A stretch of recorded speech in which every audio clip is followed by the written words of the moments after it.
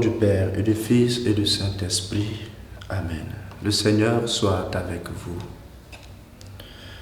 Viens, Esprit Saint, remplis le cœur de tes fidèles, allume en eux le feu de ton amour, envoie ton esprit et tout est créé, et renouvelle la face de la terre.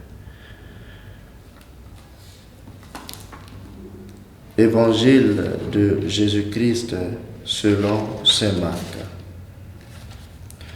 En ce temps-là, aussitôt sortis de la synagogue de Capharnaüm, Jésus et ses disciples allèrent avec Jacques et Jean dans la maison de Simon et d'André. Or, la belle-mère de Simon était au lit. Elle avait de la fièvre. Aussitôt, on parla à Jésus de la malade. Jésus s'approcha, la saisit par la main et la fit lever. La fièvre la quitta et elle les servait. Le soir venu, après le coucher du soleil, on lui amenait tous ceux qui étaient atteints d'un mal ou possédés par des démons. La ville entière se pressait à la porte. Il guérit beaucoup de gens atteints de toutes sortes de maladies, et il expulsa beaucoup de démons. Il empêchait les démons de parler parce qu'ils savaient eux qui il était. Le lendemain, Jésus se leva bien avant l'aube. Il sortit et se rendit dans un endroit désert, et là il priait. Simon et ceux qui étaient avec lui partirent à sa recherche.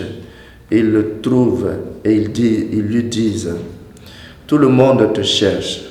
Jésus leur dit: allons ailleurs, dans les villages voisins, afin que là aussi je proclame l'évangile, car c'est pour cela que je suis sorti. Et il parcourut toute la Galilée, proclamant l'évangile dans leur synagogue et expulsant les démons. Acclamons la parole de Dieu.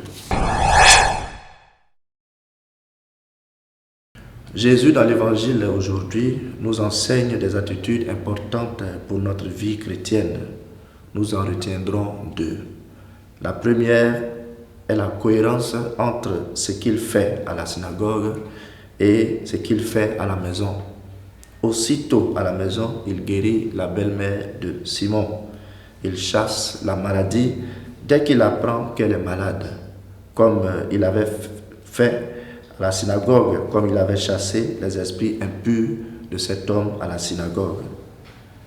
Il nous faut de la cohérence entre ce que nous célébrons et ce que nous vivons, entre le visage qu'on montre à l'église et celui qu'on montre à la maison, au quartier, au travail. Généreux dehors, très avare à la maison, tonton très saint à l'église, mais très méchant à la maison, femme toujours à l'église, mais qui ne s'entend pas avec les voisins du quartier, jeune engagé à l'église, mais très immoral dehors, etc. Tout ceci constitue des incohérences que nous devons corriger dans notre vie. La seconde attitude est celle de la prière régulière.